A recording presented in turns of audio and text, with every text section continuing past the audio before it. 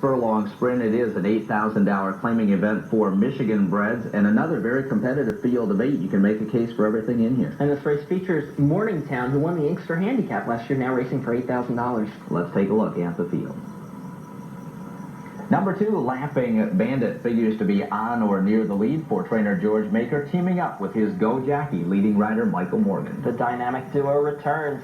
Laughing Bandit has been a picture of consistency this year, much as he was in 1990, and that alone is going to make him tough in here. I actually think this horse is better going long, but his sprint form is good too. Morningtown dropping in class, like you say, a former stakes winner and one of the sharpest jockeys around, R.J. Campbell, who doesn't ride much, but when he does ride, he's a major factor. Campbell, a winner of over 3,000 races in his long and storied career. Morningtown will have no trouble with the off-track. The day that he won the Inkster, it was sloppy as well. Terrific Ticket. All the speed in here will probably head right to the front as soon as the gates open. Scott Spieth reunited with this son of Princeton.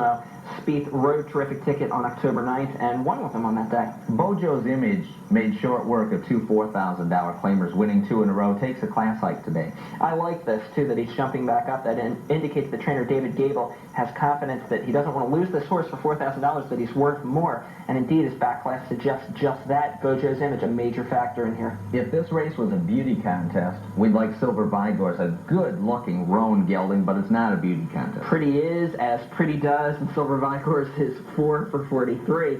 However, he's always around the money. He will sit outside. Marlon Suki, he's gone now, we understand. So we're going to have a new rider. Bernie Saylor is going to take over. A well-matched 7th race field ready to do battle. They're off and running. An even start for everyone. Morningtown is first out for the lead. Looking to move up is Terrific Ticket between horses to challenge. Dancing Conniver on the outside is 3rd. Dancer's High Trump now takes over 3rd toward the rail. Bojo's Image is 5th. Laughing Bandit 6th toward the inside. Silver Vigor's on the far outside 7th, and Blackjack Jason is 8th between horses. The quarter in 22 and 3. Terrific Ticket, using his good speed, leads the field by 4 lengths as they near the 3/8 pole. Morningtown is giving chase in second. On the inside is the long shot Dancer's High Trump. Dancing Conniver passes him toward the outside. Laughing Bandit looking to rally from 5th. Bojo's Image is 6th. Blackjack Jason toward the inside 7th, and Silver Vigor's is 8th. 44 and 4, the halftime, a blazing pace on the front end, and Terrific Ticket is the one setting the fractions. He's still under a hand ride at the 8th pole by 3. Morningtown is taking his shot, trying to come on in second. Moving up is Laughing Bandit into 3rd, but with 70 yards to come, Terrific Ticket is going to do it. It's Terrific Ticket, gate to wire. Obviously, horses with early speed are tending to have an advantage so far this afternoon. Terrific Ticket has a world of it, and he uses it here. He goes wire to wire in winning the 7th.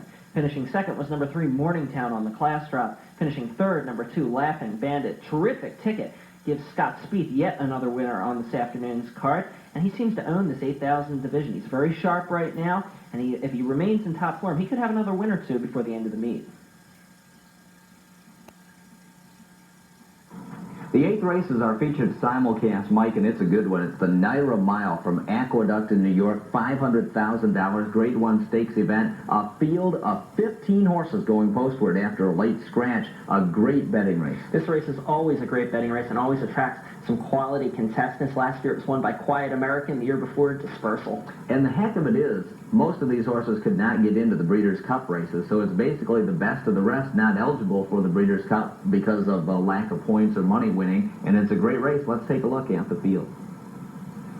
Any big race, D. Wayne Lucas is there. He has not one but 2 shots today. The entry, Sunshine Jimmy and Sportsview. Well, it's an amendment to the Constitution. Not too many people realize this, but Lucas is constitutionally mandated to enter horses whenever there's a purse of $300,000 or more. I think I saw that on C-SPAN the other day. That's right. It was just recently passed right after the Clarence Thomas hearings. They pushed that through. Sunshine Jimmy, always a factor. Sportsview, I think, is the stronger half of the entry, coming off of a win in the Final 14 at Hawthorne.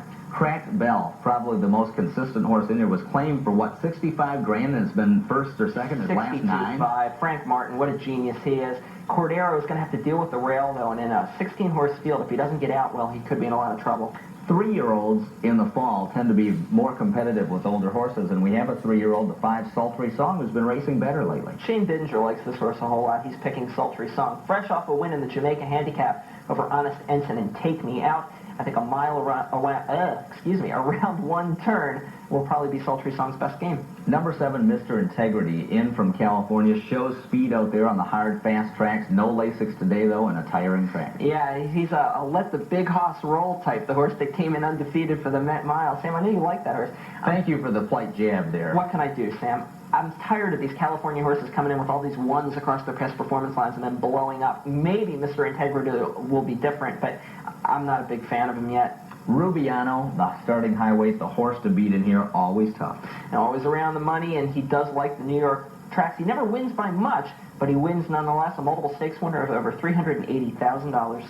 Number 9, Private School, who started in the Michigan Mile this year. Mike, you were his extra groom while he was here. You helped trainer Don Habib with the horse, and you like the horse, and you like Habib. Yeah, I'm rooting for this horse, obviously, and I do think a one-turn mile is his best game as well.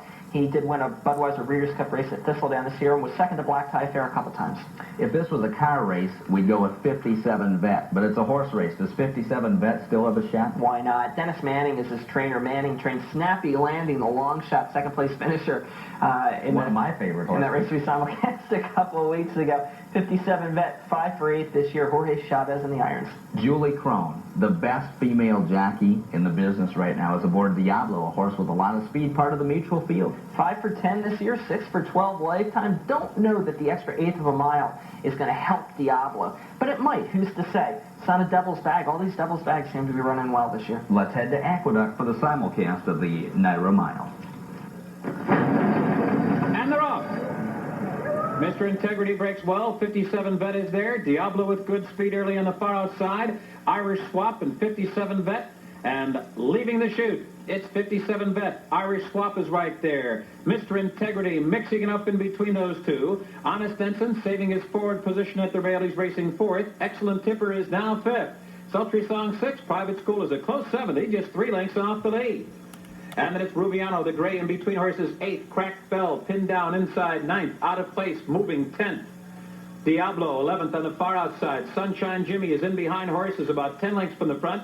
Then Traskwood, Farewell Wave, and Sports View trails the field as Irish Swap and Honest Ensign go at it on the lead. Mr. Integrity sitting just off them. The quarter went in 22 and 3, and a sizzling half here in 44 and 4. It's Irish Swap and Honest Ensign. They're still slugging it out around the far turn. And now Gary Stevens makes his move 3 wide with Mr. Integrity. Private School is coming with a 4-wide rally as they approach the quarter pole. Sultry Song is right there just in behind the lead, racing 5th. Diablo only 3 lengths from the lead on the outside. Excellent Tipper is there toward the rail. Then Rubiano. They're set down for the drive now. Mr. Integrity, Irish Swap, Honest Ensign toward the rail. Here comes Diablo, and he's charging hard on the outside. Out of place, desperately looking for room. Private School, here's Sultry Song. Here's Rubiano. A wild finish in the NYRA Mile. Sultry Song. Rubiano surges to the lead. On the outside, Rubiano nails it. And the last stride was very tight as Sultry Song tied. But does Tom Durkin get into a call or what? Of course, in this case, he had justifiable reason as number 8, Rubiano, comes flying through the stretch to get this, the NYRA Mile. Second, number 5, Sultry Song, a game effort on his part. Third, number 15, Diablo, part of the field. That's why it registers as number 14 on your screen. He was third, and you can scratch Magisterian. Rubiano, trapped inside of horses at the top of the lane. Jose Santos, masterful at getting him clear, and you saw what happened. Rubiano in the NYRA Mile. The Breeders' Cup this coming Saturday. Watch and wager on the Breeders' Cup Classic right here at Ladbroke DRC. And now another Breeders' Cup moment. Another Breeders' Cup championship moment. Hollywood Park was the site, and the International Budweiser Breeders' Cup was at stake in the $2 million Breeders' Cup Turf. America's Theatrical would bring home the honors in a dramatic stretch duel with European champion Trempolino. Trempolino taking the lead. Theatrical is game, and he's coming right back. Theatrical in front, and here is the winner. And Theatrical has won it. Theatrical's victory over Europe's best was his Breeders' Cup championship moment. Ninth race, a 6-furlong claiming event for fillies and mares. 12-5, the claiming tag field, a 6, all with a good shot. Let's take a look at the horses.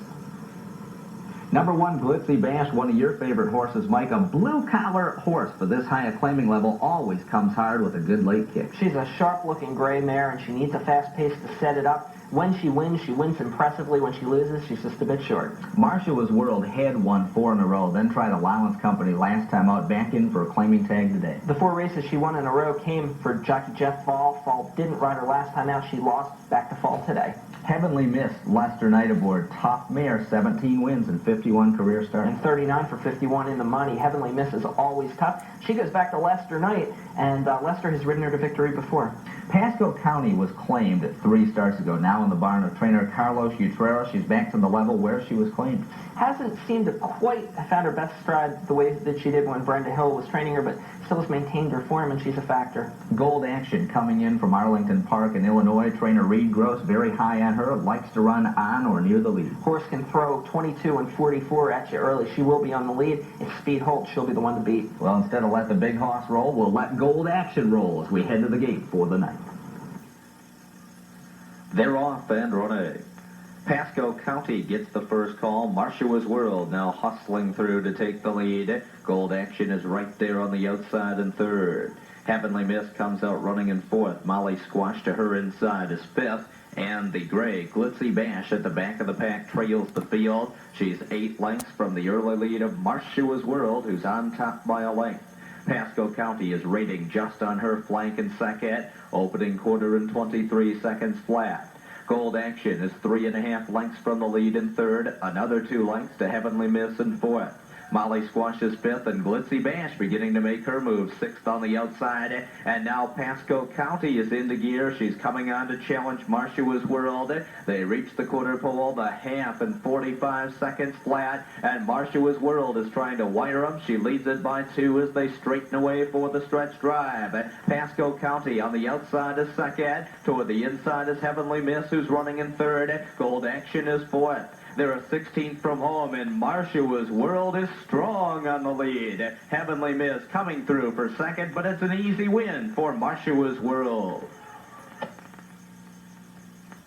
Oh, lo and behold, another wire-to-wire winner on this sloppy afternoon. This time it's Marsha's World, who gets her 6th victory in 1991. 5 of them coming for jockey Jeff Fall. Fall got back on. This daughter of Marsha was dancer, and you saw what happened.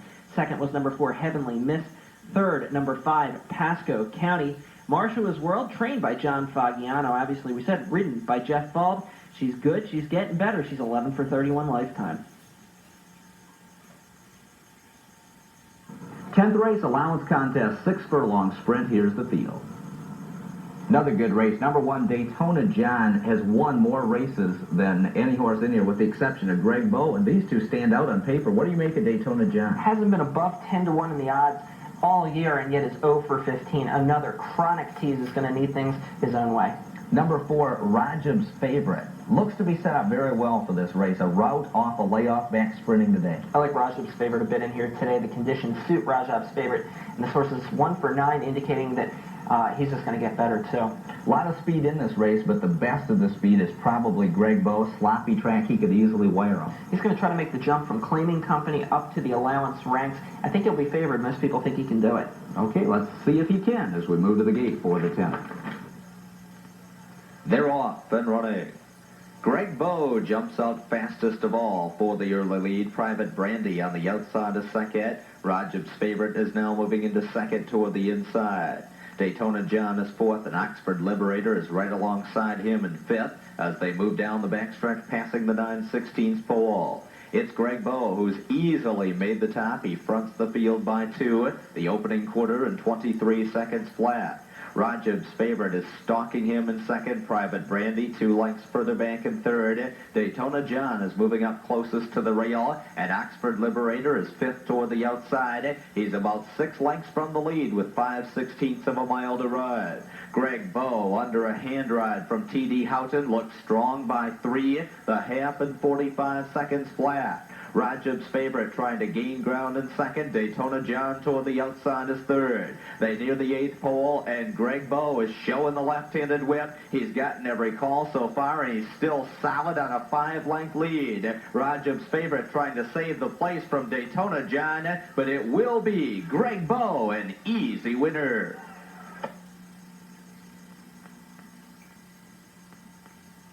speed keeps carrying. This time it's the favorite, number 5, Greg Bow, who wins the 10th race in wire-to-wire fashion.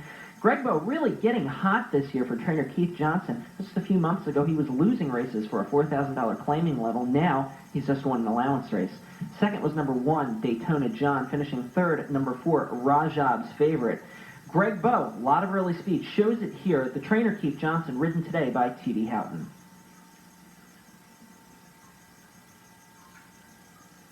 The 11th race, a $20,000 claimer. They're sprinting 6 furlongs. Let's take a look at the field.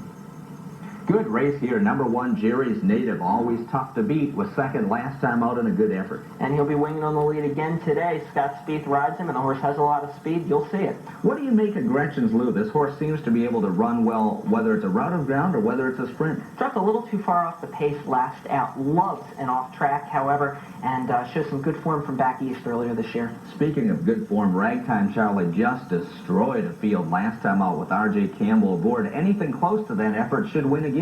He's sharp. I just wonder about his ability to put 2 wins in a row together, but he's going to be the favorite. He's the one to beat. Let's see what happens in race 11. They're off and running. Ragtime Charlie gets the early jump, kicking clear from the outside. Jerry's Native moving up toward the inside, right there between horses Comedy Routine, and these 3 are now across the track for the lead. Windflow is 4th, Gretchen's Lou between horses in 5th. Money Bandit is 6th on the inside, but he's only 4 lengths from the front as they move down the back stretch. Jerry's Native cuts the opening quarter at 22 and 4. Ragtime Charlie is right alongside him, and these 2 are going at it as they move on to the turn. Ragtime Charlie now sticks ahead in front. Comedy Routine has dropped off the pace now, 3 lengths back in 3rd. Windflow is 4th, Money Bandit is 5th, and Gretchen's Lou trails the field as they come around the turn, reaching the quarter pole. 45 seconds flat the halftime, and it is Ragtime Charlie in the yellow hood on the outside. Jerry's Native trying to fight him off toward the inside. Windflow is coming on the far outside. They reach the 8th pole, and Ragtime Charlie has the lead. Jerry's Native is trying to come back to him under a hard whip, but Ragtime Charlie is drawing clear. He's going to win again. Ragtime Charlie.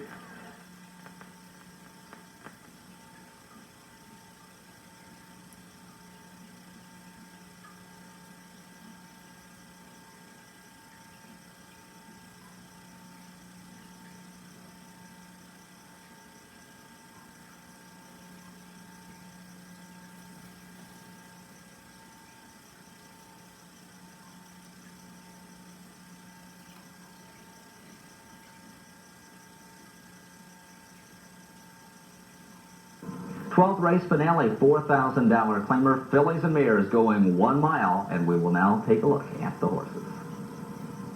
Wide open race here. Number 1, Sarajevo Angel, could be one heck of a bet. She knows how to win, she draws inside, and it's not that tough a field. Second race off of a 68-day layoff, Sam. Sarajevo Angel has beaten tougher than these before and has won earlier this year. Again, trainer Regress, very hot. What a difference a year makes. Sarah Sundari, the 5 horse, was very tough last year with 6 wins, only 1 win so far in 1991. That is true, but she was very, very game in running second to Ms. Royal Ruler last out. Ms. Royal Ruler was dropping in class, and Sarah Sundari was coming back to her after being passed at the wire. Michael Morgan ensures that this horse will get a good ride and will get bet. Number 9, Inflated Broad, supposedly does not like a sloppy track, may not even start today, but if she does go, her back class makes her a contender. Her back class makes her a contender, but I went back and tried to find an instance where this horse went 2 turns of ground, and she hasn't in at least the past 2.5 years. I think the distance in the track might be tough for her.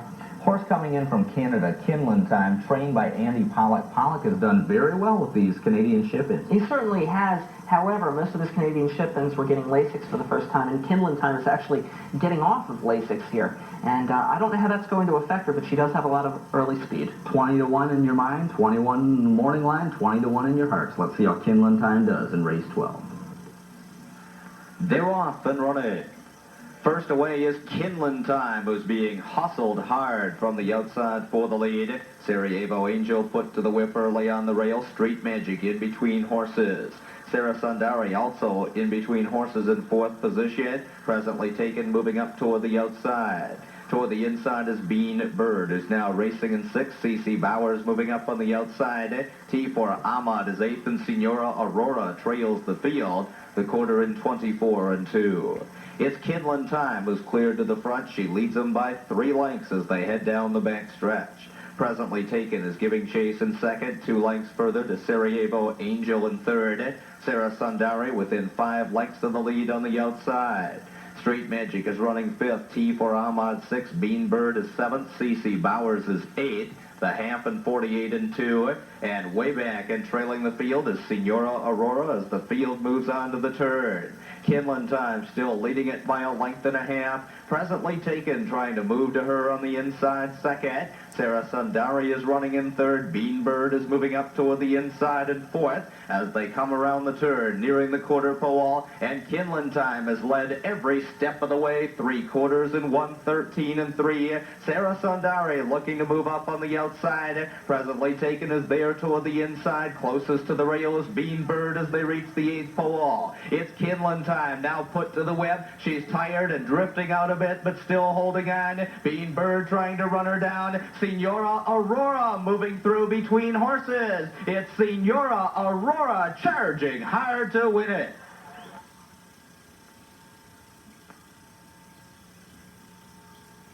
The late-running roan, number 7, Senora Aurora, dead last at the half-mile pole, rallies to win it, beating the track bias. About the only horse we've seen today come from off the pace. Dave Gable, the trainer, Euclides Vergara, the jockey, 22-1, the odds on Senora Aurora.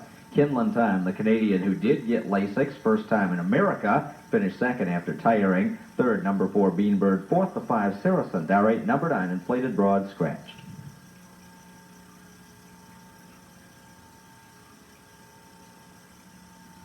Another Breeders' Cup Championship moment.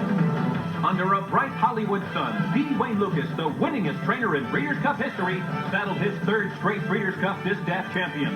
In Team Lucas fashion, Sakawista went wire to wire. It's Sakawista now who's up to take the lead. Clever girl can't get to her. They're running out of ground, and it's going to be Sakawista wire to wire. Sakawista gave Trainer of the Year D. Wayne Lucas another Breeders' Cup Championship moment. And that'll do it for the Saturday edition of Trackside at Ladbroke DRC. I'm Sam McKee speaking for Mike Tanner, wishing all of you a pleasant good evening.